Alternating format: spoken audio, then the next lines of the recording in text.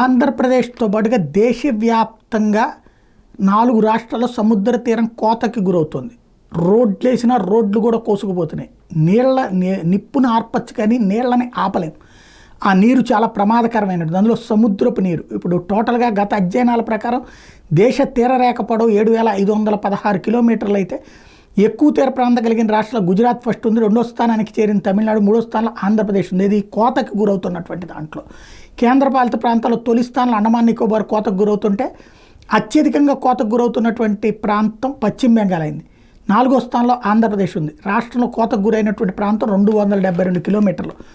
నెల్లూరు, ప్రకాశం, గుంటూరు, కృష్ణా, పశ్చిమ గోదావరి, తూర్పుగోదావరి, విశాఖపట్నం, విజయనగరం, శ్రీకాకుళం మొత్తంలో 1027 కిలోమీటర్ల తీరం పొడవు ఉంటే 272 కిలోమీటర్లు తీరం కోతకు గురైంది. ఇంకా కోతకు గురవుతున్నది 434 కిలోమీటర్లు.